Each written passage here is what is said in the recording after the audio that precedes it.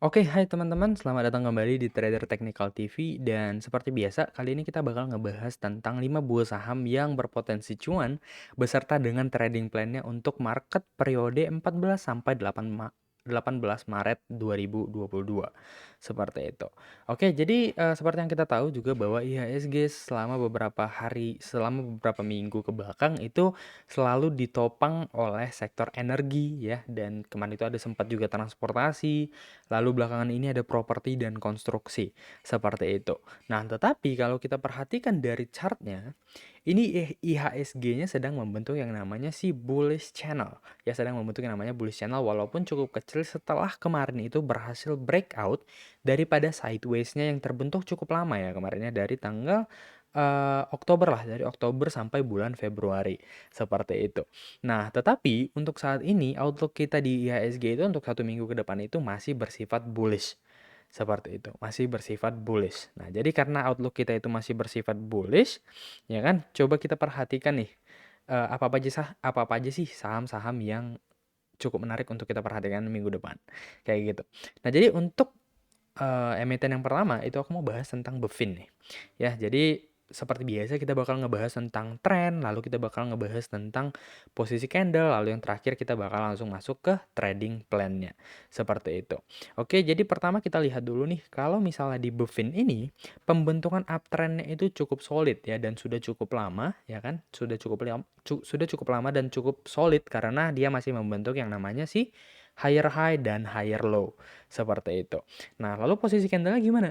Nah, untuk hari Jumat kemarin dia itu berhasil breakout daripada si descending ya, daripada si descending triangle dan kita perhatikan di sini posisinya itu sedang berada di resisten horizontalnya yang aku tarik dari sini ya kan, terpantul di sini, lalu terpantul di sini dan terakhir di sini. Oke. Nah, jadi skenario kita yang pertama itu adalah karena dia tidak didorong oleh volume spike, karena tidak ada volume yang benar-benar tebal di sini, maka sah-sah aja lah ya kalau misalnya kita harapkan bakal ada retest seperti itu. Nah, jadi untuk retestnya, ya kan, untuk retestnya itu kita harapkan dia bergerak kemari dulu ke trend line-nya ini dulu. Sebentar kita bikin apanya. Oke, dari sini ke sebentar. Coba kita ulangin ya kan dari sini kemari lalu dia bakal breakout. Kira-kira bakal retest seperti itu. Oke, jadi itu tadi skenario pertama. Ya, jadi kalau misalnya terjadi skenario seperti itu, maka untuk si trading plan kita itu kita bisa beli ketika dia berhasil retest dan stop loss-nya itu ada di sini. Ya agak tinggi lah. Kenapa seperti itu? Karena ya selama dia nggak breakout daripada si support quote-nya ini, dia itu masih membentuk yang namanya uptrend. Seperti itu ya. Dia itu masih membentuk yang namanya uptrend. Nah, jadi strateginya itu kalau misalnya supportnya ini agak jauh gimana? Nah, ketika dia retest, mungkin nanti kita bisa beli sedikit dulu sampai terjadi konfirmasi pantulan daripada si area retestnya ini. Nah, kalau misalnya nanti ternyata dia false break ke bawah, kita bisa beli lagi di area supportnya untuk average down. Nah, jadi average down itu efektifnya seperti ini. Dia itu bisa kita pakai ketika kita entry untuk mendapatkan average yang benar-benar rendah. Selama dia masih uptrend seperti itu. Karena ya kalau misalnya average down untuk trading, average down di saham-saham downtrend itu ya nggak masuk akal seperti itu ya untuk trading. Nah, jadi kalau misalnya dia untuk si uptrend, kita bisa memakai strategi average down ketika kita masih dalam posisi entry. Seperti itu. Jadi cicil beli di sini, lalu cicil beli lagi di sini. Seperti itu, ya kan? Nah, lalu strategi kedua, oke, kita bahas dulu nih. Jadi kalau misalnya tadi kita belinya seperti itu, stop loss-nya kita letakin di 1180 di bawah si supportnya ini. Ya kan? Karena support yang tertembus akan berubah menjadi resisten. Nah, untuk outlook kita, target profit kita itu yang pertama pastinya ada di resistennya. Ya kan? Berarti risk reward ratio kita adalah 1:4. Masih menarik. Kalaupun nanti dia break resisten, kita bisa jaga trailing stop sampai dia mendapatkan si Fibonacci harmonic level ini. Ya, di sini pakai Fibonacci extension. Seperti itu. Berarti sampai ke 30%-an. Masih sangat-sangat luar biasa menarik. Nah, untuk skenario kedua, kalau misalnya nanti dia ternyata langsung berhasil breakout, kita bisa beli di area 1335 sampai 1340 lah. Seperti itu. Nah, untuk pembelian ketika dia breakout, ya kan, kita harus jaga-jaga dulu juga nih. Kalau misalnya dia ternyata terjadi false break, berarti stop loss kita itu ada di bawah sini. Ya, 1295. Kalau misalnya kena, ya udah lepas dulu gitu. Nanti koleksi lagi di bawah. Seperti itu. Oke, untuk target profit masih tetap sama, ada di 1610 di harmonic Fibonacci levelnya, yaitu sekitar 20%-an. Jadi masih sangat-sangat menarik. Seperti itulah tadi untuk Bevin. Ya, nah lalu untuk saham yang kedua ini juga dia baru berhasil breakout daripada si pattern-nya juga nih. Ya, jadi emiten yang kedua ini yang bakal kita bahas di sini adalah si MPMX. Ya, jadi kalau kita perhatikan tren seperti biasa, trennya ini juga dia masih membentuk uptrend yang sangat-sangat solid nih. Ya, dia masih membentuk uptrend karena dia masih membentuk yang namanya higher high dan higher low. Nah, kemarin setelah ada volume spike di sini, ya setelah dia rally, terjadilah pullback. Nah, pullbacknya ini membentuk sebuah pattern continuation favoritku nih. Ya, dia itu membentuk yang namanya si falling wedge. Ya, jadi falling wedge ini dia cukup mirip dengan bullish flag, cuman dia resistennya itu lebih jatuh daripada si supportnya, sehingga kalau kita tarik panjang banget, ya kan, kalau kita tarik panjang nanti dia ujung-ujungnya bakal bertemu. Kira-kira seperti itu. Oke, nah lalu karena dia ini posisi candlenya itu sudah berhasil breakout dengan volume spike, artinya bagus gitu kan. Dan hari Jumat kemarin dia itu koreksi dengan volume yang cukup kecil, ini berarti kita harapkan dia bakal terjadi retest. Seperti itu. Nah, area retestnya itu aku tarik dari resistennya ini. Resisten yang tertembus ini juga nih, resisten horizontalnya. Berarti areanya itu ada di area 1050 sampai 1085. Seperti itu. Nah, nanti disitulah kita bisa antri. Seperti itu. Jadi jangan asal haka nih, karena nih arahnya dia masih retest. Seperti itu. Nah, jadi dia harapannya bakal bergerak seperti ini, lalu terpantul di trendline atau di supportnya aja, lalu dia akan bergerak ke resisten selanjutnya. Seperti itu. Nah, jadi coba kita bentuk nih trading plan-nya. Nah, tadi untuk entry ya, untuk titik masuk kita itu misalnya kita dapatnya nanti di 1065 deh, kayak gitu ya kan. Kita dapatnya di 1065.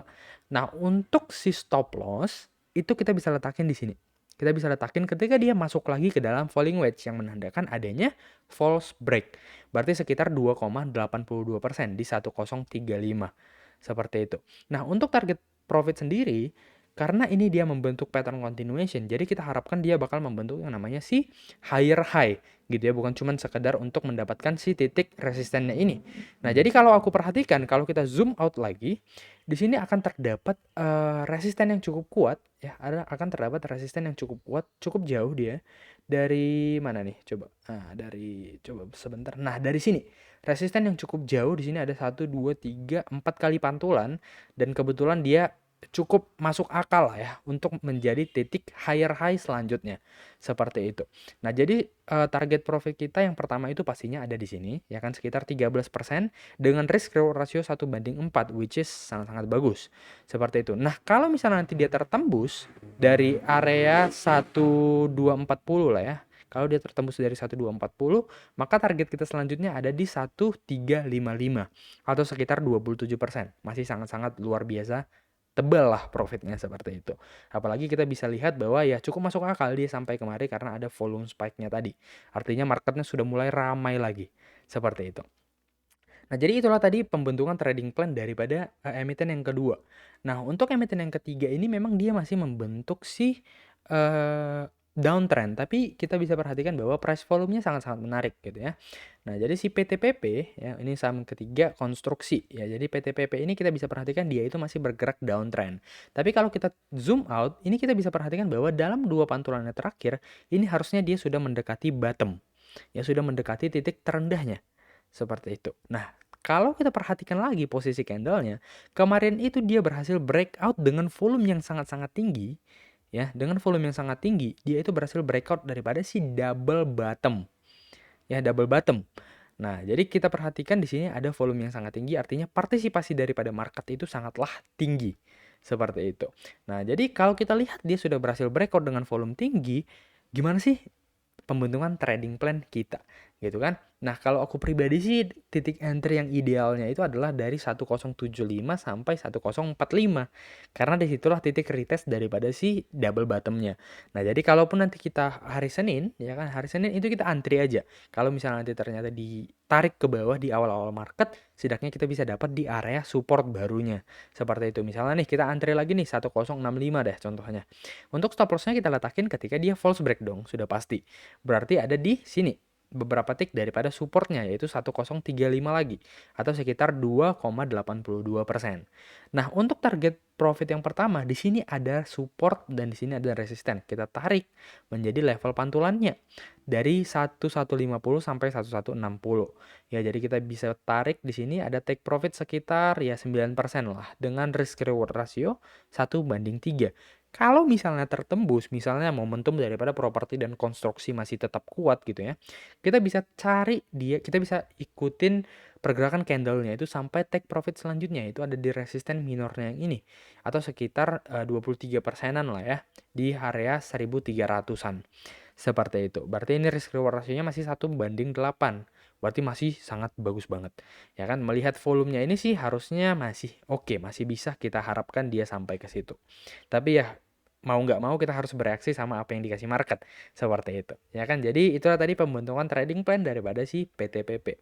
Nah, untuk saham yang ketiga ini sudah cukup sering kita bahas di story Instagram, yaitu saham ESA. Nah, saham ESA ini dia juga masih membentuk yang namanya si uptrend yang sangat-sangat solid, yang sangat-sangat kuat seperti itu, karena dia masih membentuk yang namanya high low higher low, higher high higher low higher high higher low, dan seterusnya seperti itu. Nah, posisi candle itu dia sedang melakukan retest. Kenapa kita bisa tahu? Karena kemarin itu dia ada breakout daripada resisten minornya, dia berhasil breakout disertai dengan volume spike nih di sini. Disertai dengan volume spike, lalu dia koreksi disertai dengan volume yang kecil-kecil, yang relatif kecil daripada volume breakout-nya. Seperti itu. Ya, jadi pembentukan trading plan-nya gimana nih? Kalau misalnya kita tahu dia masih bergerak sangat-sangat bullish. Nah, jadi untuk titik entry yang idealnya itu ya kan, yang merupakan average-ku sekarang sih. Aku sekarang udah masuk, tapi karena masih menarik ya udah kita bahas saja karena masih dekat dengan titik entry juga. Untuk titik entry yang ideal itu kita bisa letakin di 710 sampai 685.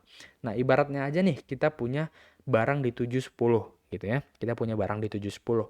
Untuk stop loss-nya kita bisa letakin di bawah supportnya atau di 675 sekitar 5% lah.